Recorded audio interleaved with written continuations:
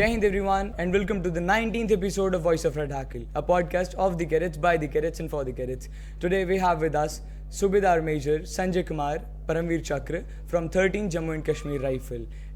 It's an honor to have you sir. Welcome sir. तो sir आप अपनी NCC journey के बारे में बताएंगे हमें?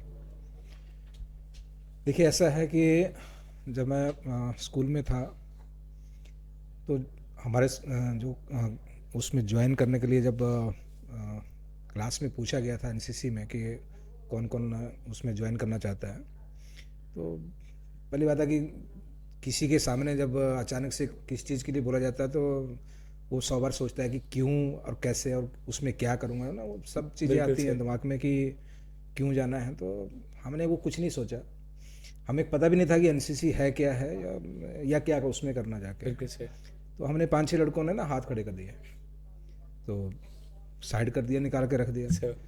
उसके बाद जब ग्राउंड में गए, बाकी लोग जो थे जो पहले एनसीसी ज्वाइन किया हुआ था तो उनके साथ जब परेड करने का मौका जब लगने लगा तो हमें लगा यार हम तो कुछ अलग है। जैसे मैंने पहले भी मेंशन किया था लेक्चर में कि अपने आप में ना वो एक चीज़ बाकियों से अलग दिखाई देना शुरू हुआ। बिल्कुल सही कि मैं उन 40 या 45 बच्चों में से एक अलग हूँ कि जिसको एनसीसी वालों ने या सिलेक्ट किया या मैं वो कर सकता हूँ। बिल्कुल सही। तो इसलिए वहाँ से वो हौसला मिला। और वो बोलते हैं ना कि जब आपको कुछ राह मिल जाती है तो आप उस पर चलने लगते हैं। तो वैसे चलते चलते जब मुझे लगा कि आगे क्या करना चाहिए, कैसे नहीं करना चाहिए, तो एनसीसी से ही मैं प्रेरित होकर फ़ौज के लिए अप्लाई किया था। जबकि मुझे आईटीबीपी या बाकी पुलिस में जाने का मौका था, लेकिन मैंने सब मना कर दिया क्योंकि मुझे ये ड्रेस डालनी थी। तो सिर्फ मेरा एक गेम था कि ओनली आर्मी। बिल्कुल सही। तो वो सारा चेंजिंग कहाँ से हुआ? बस एनसीसी से। अगर वो एनसीसी में उस दिन हमारे से नहीं पूछा जाता और हम उसमें वॉलंटियर होकर नहीं जाते तो शायद मैं आज यहाँ नहीं होता। बिल्कुल सही है ना। ये सर तो सर आपने भारतीय सेना को कब ज्वाइन किया? उसके बाद जब मैट्रिक पास कर लिया। मैट्रिक पास करने के बाद क्योंकि आपको पता होगा हम हिमाचल में तो मैक्सिमम बाकी तो कुछ ज़्यादा है नहीं, तो हम लोग हर घर से ना वो फौज के लिए सबसे पहले भागना शुरू करते हैं। और अगर ज़्यादा हो तो फिर दिल्ली। बिल्कुल सही। तो पहले कुछ ट्राई किया, कई बार भर्ती में नहीं नंबर लगा, कई बार टाइम से नहीं पहुँचे, कई बार टाइम से पहुँचे, तो कभी मेडिकल में, कभी उसमें रिटर्न में। तो लेकिन हमने कभी ये नहीं सोचा कि मैं रह गया या मैं अगली बार नहीं जाऊंगा। तो लेकिन फिर भी अपना जो जर्नी थी जारी रखी और दिल्ली आ गया। दिल्ली में आके यहाँ मैं 94 में आया था अगस्त में। और यहाँ मैंने बहुत सारे काम किए, जिसको बहुत सारे बोलूँगा अलग अलग, लेकिन जिसको बोलते थे ना कि मन किसी में नहीं लगा। बिल्कुल सही। फिर लास्ट में जब 95 में अचानक से, जहाँ मैं क्वार्टर था, जहाँ अपने भाई के मुसेरे भाई के साथ रहता था, तो वहाँ एक ड्राइवर रहते थे, वो हमारे हिमाचल के कांगड़ा साइड के थे। तो उन्होंने कहा यार तू क्यों ना गाड़ी सीख ले। और गाड़ी सीखने की ऐसी कला है कि बोला आपको उम्र भर काम आएगी। ज़रूरी नहीं है कि आप करना नहीं करना, वो आपकी इच्छा है, लेकिन वो एक ऐसी कला है कि आपको उम्र भर वो बिना पैसे से एक रोज़गार दे सकती है। बिल्कुल सही। तो मैंने बोला अच्छी बात है। तो अर्चना टैक्सी स्टैंड है पार्ट 1 में, उसमें मैंने टैक्सी सीखा, फिर वहीं रह के गाड़ी चलाया। और लेकिन वही बात थी कि जो जहाँ भी सुनता था भर्ती के बारे में वहीं निकल लेता था। बिल्कुल सर, मन वहीं लगा हुआ था। हाँ, तो बस वही बार बार करते रह रहे थे। और वहीं से ही जबलपुर गया, और जबलपुर में एक भर्ती देखी, दूसरी भर्ती देखी, तीसरी भर्ती देखी। क्योंकि उस टाइम एक कॉल लेटर हम अप्लाई करते थे और एक कॉल लेटर आता था, आपको बुलाते थे, और उस कॉल लेटर पे 3 भर्तियाँ देख सकते थे सर, जनवरी, मार्च और जून, मई सर। तो वो मैंने तीनों ही अटेंड की थी और लास्ट वाले में जाके मेरिट लिस्ट में आया था। क्योंकि मैं थोड़ा स्कूल में कम रहता था, सीधी सी बात है। तो पढ़ाई की तरफ ज़्यादा नहीं था मेरा शुरू से ही सर। तो इसलिए मेरिट लिस्ट में कम आता था। आइडिया नहीं था पेपर कैसे आना है या कैसा होना है। तो इसलिए जब एक्सपीरियंस हो गया काफ़ी बार लिखने का तब जाके सिलेक्ट हो पाया। बिल्कुल सर। पर सर वहाँ तक का भी सफ़र काफ़ी संघर्षों से भरा हुआ था। नहीं तो मैं वही बात है ना, संघर्ष तो हर चीज़ किसी चीज़ को पाने के लिए करना ही बिल्कुल पड़ेगा, सर, बिल्कुल बिना वैसे नहीं मिल पाएगा। बिल्कुल सर। और संघर्ष करने वाली करके जो चीज़ आप हासिल करोगे उसमें आपको एक संतुष्टि होती है बिल्कुल सर। कि मैंने खुद उसको हासिल हासिल किया है। बिल्कुल सर, बिल्कुल। फौज के बीच में आने के बाद तो आपको एक नया परिवार मिलता है, बिल्कुल सर। जिसके साथ आपको ज़्यादा से ज़्यादा, अभी जैसे मैं 28 साल सर्विस हो गई तो घर में कम और फौज में ज़्यादा रहा हूँ, बिल्कुल तो जो रिश्ते नाते हैं वो घर वाले कम और फौज वाले ज़्यादा फौज वाले मायने रखते हैं, क्योंकि उनके साथ उठना बैठना रहना, तो वो एक अपनापन सा बनता है, एक परिवार बन जाता है। बिल्कुल और सर। वही परिवार आपके सुख दुख में काम आता है। बिल्कुल सर। तो सर आप अपने उस एक्सपीरियंस के बारे में बताना चाहेंगे, उस ऑपरेशन के बारे में जिसके लिए आपको परमवीर चक्र से सम्मानित किया गया है? देखिए, कारगिल वॉर के बीच में आपने देखा होगा, वैसे वॉर तो काफ़ी बड़ी रही है ये। इससे उसमें जैसे मैंने पहले भी उसमें किया था कि हमारे जो ऑपरेशन थे, यूनिट के 2 ऑपरेशन रहे, जिसमें एक फर्स्ट ऑपरेशन जो था द्रास में था, जो 5140 और हम प्रोकिनॉप का था, जिसमें हमारी अल्फा कंपनी, चार्ली और डेल्टा और ब्रेवो ने किया था। और जो सेकंड ऑपरेशन था वो मस्को वैली में था, 0.475 का। और वो ऑपरेशन जिस इलाके में था उसमें 17 जाट थी जो हमारे साथ उस ब्रिगेड में थी, जो एक बार ऑपरेशन कर चुकी थी। सर दुश्मन का फैलाव ज़्यादा था और उसमें दुश्मन जो था हाइट में बैठा था, तो मजबूत स्थिति में था सर। तो उनकी फर्स्टली जब अटैक किया तो कैजुअल्टी ज़्यादा हो गई, तो इसलिए ब्रिगेड ने थोड़ा प्लान किया, अलग चेंज किया, और हम 13 जैकरिब और 17 जाट प्लस हमारे साथ जो टूनागा थी, उनका तीनों का ऑपरेशन सेम टाइम पे रखा। 4 जुलाई और 5 जुलाई का ऑपरेशन मेरा, यानी 4 जुलाई रात को हमने ऑपरेशन करना था, जो 475 का जो टास्क हमें मिला था। सेम जो 17 जाट थी पिंपल 1-2 पे थी, जो जिस पे वो एक बार अटैक कर चुके थे। हमारे दोनों ही बटालियंस ऊपर नहीं पहुंच पाए टाइम से, जबकि जो प्लान किया था, फायर पावर जो हमें पीछे सपोर्ट मिलना सब मिला, लेकिन नहीं पहुंच पाए। दुश्मन जो था हाइट में था, जैसे हम वापस भी नहीं आए, हम आगे बढ़ते रहे, जहाँ तक हो सका हम वहाँ तक पहुँचने की कोशिश की। 100 स्पर के पोस्ट तक का जो दुश्मन ने आर्टी शेलिंग की वजह से छोड़ के फॉरेस्ट पाइप पे बैठे थे, तो वो पोस्ट के पास हम जाके, हमारी कंपनी जाके रुकी, और जैसे जैसे लाइट निकलना शुरू हुआ, ऊपर वाला जो दुश्मन था, जो फॉरेस्ट पाइप हमने कैप्चर करना था, उसको 17 जाट की लोकेशन दिखाई देती थी सर। और जो 17 जाट ने जो पिंपल 1-2 का जो पोस्ट लेना था उसको हम दिखाई देते थे, क्योंकि नाले के इस साइड में पहाड़ी पे हम थे और नाले के उस साइड में पहाड़ी पे वो थे, तो ऊपर वाले दोनों के लिए क्या अपोजिट में दिखाई देना उसके लिए तो आसान था। जैसे जैसे लाइट निकलना शुरू हुई सुबह मॉर्निंग में, वैसे वैसे उनको दिखाई देना शुरू हुआ और वहीं फायर शुरू कर दिया उन्होंने। तो दोनों ही डालने की हमारी कैजुअल्टी हो गई सुबह मॉर्निंग ही। तो फिर कंपनी कमांडर ने देखा कि अगर मैं अपने ये इन जवानों के साथ यहाँ बैठा हूँ और अगर इसी तरीके से कैजुअल्टी मेरी जारी रही पूरा दिन 12 घंटे, क्योंकि नेक्स्ट अभी लास्ट लाइट के बाद ही अटैक होना था, तो शाम तक तो मेरे पास कुछ नहीं बचेगा। बिल्कुल सर। वही सेम कंडीशन 17 जाट के साथ थी, उनके पास भी कुछ नहीं रहना था। तो उन्होंने कहा कि अगर क्यों ना हम भी एक ऑपरेशन, हमारे अल्फा कंपनी मेजर भास्कर किया, उसमें भास्कर साहब के अंडर कमांड हुआ था, वो जो दिन को किया था सर, और बिल्कुल सक्सेसफुल। बाद में जरूर नुकसान हुआ था आर्टी शेलिंग से, लेकिन फर्स्ट अटैक जो किया था वो बिल्कुल सक्सेस हुआ था सर। तो वैसा हम करेंगे। अभी वही बात थी कि दिन को ऑपरेशन की इजाज़त कोई नहीं देता था, लेकिन सिचुएशन उन्होंने समझाया वहाँ से कंपनी कमांडर ने, तो फिर परमिशन मिली और 10:30 बजे के करीब हमने सेम टाइम पे अटैक किया सर। तो हमारी जो लीडिंग सेक्शन थी, मेरी जो एक जैसी 10 सवार की, हम लोग सिर्फ 10 लोग ही आगे निकल पाए, तब तक दुश्मन का दोबारा फायर शुरू हो गया। तो बाकी कंपनी वहीं 100 सवार पे रही और हम 11 लोग आगे रह गए। हमारा जो प्लान था, जो पहले का प्लान था, जो भास्कर साहब ने जो किया था हम पर ओकिना पे, उसमें था कि जोश हल्ला सर, कोई फायर नहीं, ओनली भागना है और सिर्फ फायर आगे वाले जवान फायर करेंगे, बाकी वाले सिर्फ भागेंगे सर। वो पैरेलल में थे, बराबरी में थे पहाड़ी के ऊपर। लेकिन हमारे लिए यहाँ क्या था कि हम ऊपर और नीचे हैं, तो हम वो भागने वाला कार्रवाई नहीं कर सकते थे, क्योंकि उस पहाड़ी पे, उस हाइट पे जाने के बाद जो था ऑक्सीजन की कमी की वजह से हम भाग नहीं सकते ज़्यादा। बिल्कुल सर, बिल्कुल। जो हमारी रफ्तार है बहुत कम हो जाती थी, तो वहाँ रिस्क लेना भागने वाला वो बेवकूफ़ी था। तो वहाँ पे हमने, जो हमारे कंपनी कमांडर और प्लटून कमांडर ने जो डिसीजन वहाँ लिया कि हम जो भी कार्रवाई करेंगे साइलेंट करेंगे, बिल्कुल ताकि दुश्मन को ये ना लगे कि हम अटैक कर चुके हैं। उसे पता ना लगे आने का। हाँ, तो हम क्रॉल करके धीरे धीरे, जिसको लगता है कि फायर स्पॉट मिल रहा है और दुश्मन की नज़र मेरे पे नहीं है, वही आगे बढ़ता रहेगा। बिल्कुल सर। तो ऐसे करते करते मैं और जो मेरा बड़ी था, हम लोग इतने नज़दीक पहुंच गए कि अगर खड़े हो जाते हैं तो गन वो पकड़ सकते थे, क्योंकि हमने कभी उठ के देखा नहीं कि हम कहाँ पहुंच गए। बिल्कुल सर। क्योंकि उठने का वहाँ चांसेस था ही नहीं कोई, अगर उठ जाते तो गोली आ जाती। तो सर पूरे पहाड़ पे से क्रॉल करते हुए चढ़े? Only crawling. सर उठा के ये तक नहीं देखा था कि मेरे लेफ्ट में कौन है, राइट में कौन है, पीछे कौन है या आगे कौन है। लेकिन जब इतने नज़दीक पहुंच गए कि दुश्मन का ऊपर से फायर जब शुरू हो गया सर के ऊपर से, तब जाके हमने स्टॉप किया था दोनों ने। और तब हमने सोचा कि अभी बाकी वाले लोगों को आने देते हैं, लेकिन हालात ऐसे थे कि वहाँ बैठ के हम इंतज़ार नहीं कर सकते थे।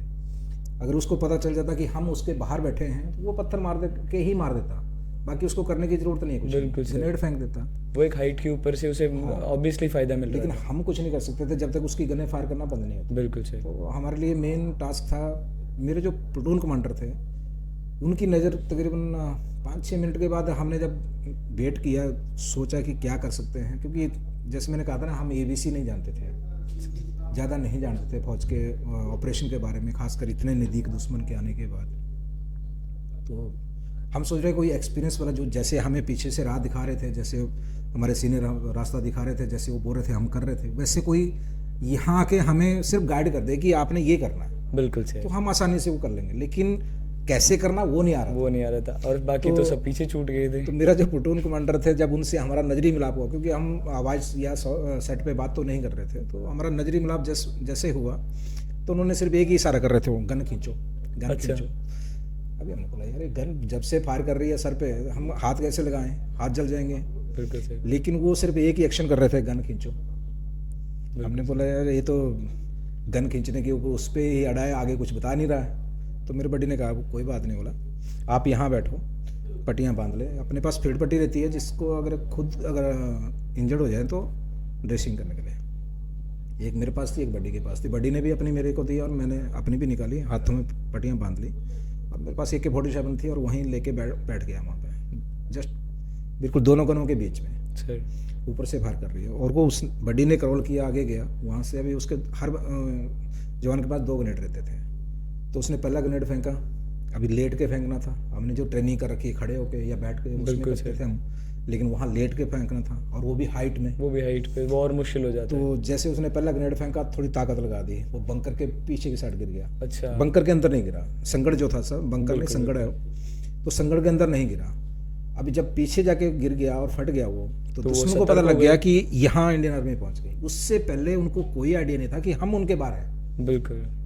अभी जो मैं उसमें लेक्चर में भी वही कर रहा था कि जो बोलते ना, उसके बाद माइंड वॉश हो जाता है। उसके बाद जो कुछ था ना, हमें नहीं पता चला कि कैसे हुआ, होने के बाद हम अभी बता सकते हैं कि कैसे हुआ, लेकिन उस टाइम पे कुछ नहीं सोच रहा था, हमें बस इतना लग रहा था कि गए।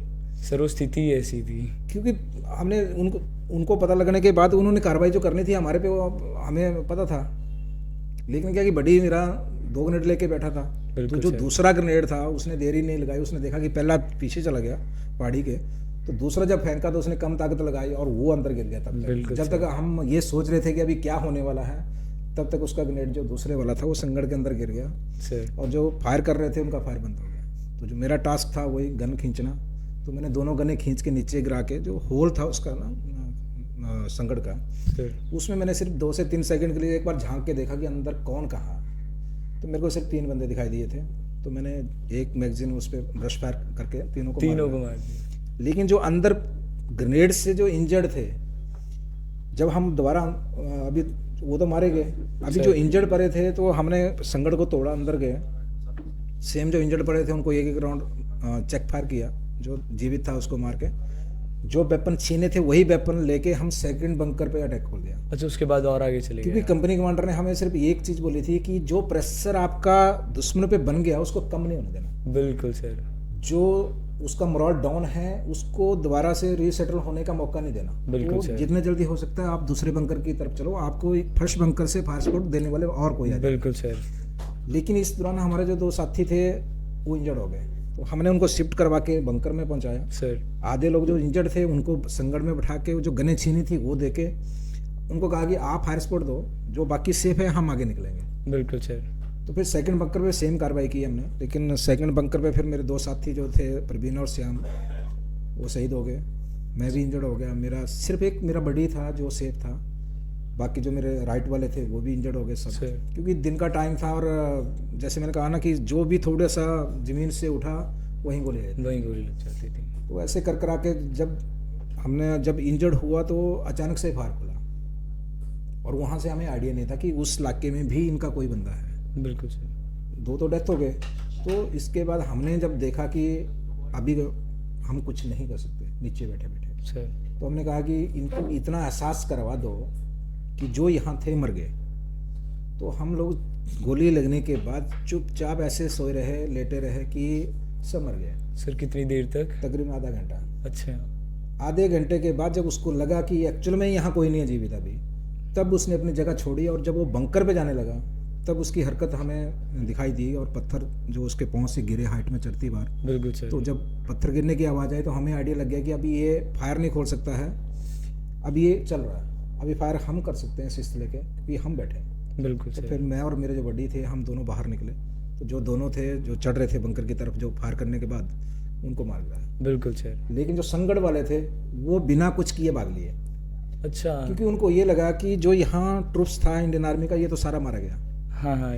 अब भी हमें ये मेरे साथियों को मारने वाला इनका कोई दूसरा ट्रूप्स आ गया, और हम अब कम लोग हैं, इसलिए भाग लिए। बिल्कुल सर। तो फिर हमने सेम कार्रवाई की वैसे, सेकंड बंकर पे गए, फायर खोला, जो वहाँ पे डेड बॉडीज थी रीचेक फायर किया। Yes sir. लेकिन हमें इतना आइडिया था कि यहाँ से कोई लोग भागे हैं, तो फिर बैक साइड पर जो नीचे जो इलाका था जहाँ से जा सकते थे, उस इलाके को काफ़ी देर तक हमने तकरीबन 8 से 10 मिनट तक निगरानी करते रहे।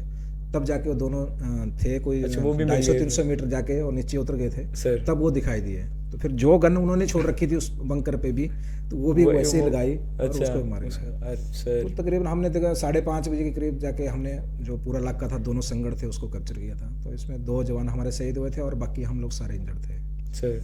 लेकिन ये था कि सबसे बड़ी बात कि दिन का टाइम था, तो हमें दुश्मन की जो एग्जिट लोकेशन का पता चल जाता था सर, तो हमारा भी चलता था। लेकिन उसका जो ट्रेनिंग है उसका सही इस्तेमाल, और जो साथियों का या जो हमारे कमांडर थे उनकी जो गाइडलाइन थी उस पर चलते गए तो कोई प्रॉब्लम नहीं आया। बिल्कुल सर। आज आपके सामने। बिल्कुल सर। सर इतनी क्रिटिकल स्थिति में भी आपने इतनी वीरता दिखाई, हम आपको इसके लिए सलाम करते हैं। और ये वीरता ही भारतीय सेना की पहचान है। वीरता तभी होती है जब आपके अंदर जो ट्रेनिंग है ना वो आपने सही से पा रखी है, तो आपका जो कॉन्फिडेंस है ना वो ज़्यादा है। बिल्कुल सर। आपके कमांडर जो हैं, आपके जो भी कमांडर वहाँ पे रहा है आपके साथ रहेंगे, उसका ट्रुप्स के ऊपर विश्वास होना चाहिए, और ट्रुप्स को उसके ऊपर विश्वास होना चाहिए कि मेरा कमांडर जो है वो मुझे कुछ नहीं होने देगा। बिल्कुल या सर। मुझे जो चाहिए वो मुझे टाइम से मिलेगा। बिल्कुल सर। तो कुछ भी कर सकते हैं। तो वही बात है जो हमारे कमांडर रहे हैं, जो कंपनी कमांडर थे, चाहे प्लटून कमांडर थे, चाहे सेक्शन कमांडर थे, चाहे सीओ साहब थे या पीछे कमांडर साहब थे, जो जब हमें चाहिए वो हमें मिला। बिल्कुल सर। उसके बाद जो हमने करना था तो वो उनको हमने दिया। बिल्कुल सर। तो वो जब तालमेल अच्छा रहता है तो टीम हमेशा जीतती है। बिल्कुल सर। तो बिल्कुल सर। हारने के चांसेस उसमें नहीं है। इसलिए मैंने अपने लेक्चर में उस टाइम बोला था कि जो प्लान हमारे कंपनी कमांडर के थे उसको हमने 200% कामयाब करके दिखाया। Yes sir. वो विश्वास ही तो है, वो विश्वास ही नींव है वीरता की। उसको पता ना कि मेरे जो जवान हैं वो ये कर सकते हैं या इसके करने की काबिलियत इसमें ये है। बिल्कुल सर। उसको सही टाइम से इस्तेमाल करना बस। बिल्कुल सर, है ना। बिल्कुल सर। तो सर आपको जो क्वालिटीज़ जो एनसीसी में इनकलकेट की गई थी, उन्होंने कैसे भारतीय सेना में आपके करियर के दौरान मदद किया? ये जो चीज़ें मैंने की हैं, मैं बोल तो रहा हूँ कि मैं वहीं से उठ के तो यहाँ तक आया हूँ। बिल्कुल सर। तो यही तो नीम है, जिसको बोलते हैं ना, जिस मकान की नीम अच्छी रहेगी बिल्कुल सर, मकान कभी गिर नहीं सकता। तो नीम का पत्थर जो है वो एनसीसी है। इसलिए मैं अभी जब देख रहा था, मैं बच्चों को यही चीज़ बोल रहा था कि आज आपके पास साधन सब कुछ हैं और आप यहाँ तक पहुँचे तो अपने आप को समझो कि मेरे अंदर कुछ बाकियों से अलग है। बिल्कुल, आप कुछ अलग कर सकते हैं, है ना। यहाँ तक पहुँचना, मैं जैसे आपको बोला, मैं तो कहीं नहीं आगे सिलेक्शन में नहीं गया था, तो लेकिन वहाँ तक पहुँचने ही मेरे अगर वो जज्बा था या उसने मेरा जो रूट है वो बदली कर दिया। बिल्कुल सही। तो आप लोग तो यार यहाँ तक पहुँचे हैं। बिल्कुल, दिल्ली तक आना कोई आसान बात नहीं है। ठीक है, यहाँ आने के बाद तो आपको लगना चाहिए कि आप 1, 2 या 10, 20 में से नहीं है, हजारों लाखों में से एक है जो यहाँ तक पहुँचे हैं। तो आपका कॉन्फिडेंस लेवल तो बिल्कुल हाई के बिल्कुल हाई से भी ऊपर होना चाहिए, सर। है ना। और वो सब एनसीसी की बदौलत। हमारे हम फौज में, मैं तो 10-11 साल से एकेडमी में हूँ, तो मैं कैडेट को एक चीज़ बोलता हूँ, अगर आप हर चीज़ को पनिशमेंट तौर पे लेंगे तो आप कुछ नहीं सीख पाओगे। आप पनिशमेंट को भी अगर उसमें शौक से या ट्रेनिंग से लेके चलोगे तो आप सब कुछ सीखोगे। बिल्कुल सर। है ना, क्योंकि आप ये सोचोगे कि मेरे को फ्रंट रोल क्यों लगा रहे हैं या क्रॉलिंग क्यों करवा रही है, तो वो पनिशमेंट तौर पे लोगे तो नहीं सीख पाओगे। लेकिन आप ये सोचोगे कि ये क्रॉलिंग या ये फ्रंट रोल मेरे को लगाए हैं तो मैं आने वाले टाइम पे हो सकता है मुझे उसकी ज़रूरत पड़ेगी, तो याद आएगी वो चीज़ कि मैंने कब क्या चीज़ सीखी है। बिल्कुल सर।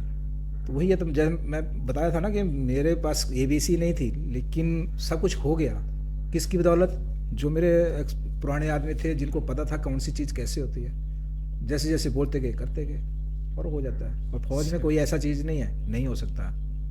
ये जो फौज में लिखा ना सिपाही, ये सिपाही सिर्फ ऐसे नहीं लिखा है, इसका मतलब है, जानते हो, जो सिपाही ना 100 उपाय करना जानता ना एक काम के लिए, वो पक्का सिपाही बन जाता उस दिन। तो आप समझ लेना कि ऑपरेशन कैसे सक्सेसफुल नहीं होगा, बिल्कुल, जब आप उसको करने के 100 उपाय जानते हैं। एक आधा फेल हो सकता है ना, 100 तो नहीं होंगे फेल। बिल्कुल सर। बस। सर, हमारे शो पे आने के लिए आपका बहुत बहुत धन्यवाद।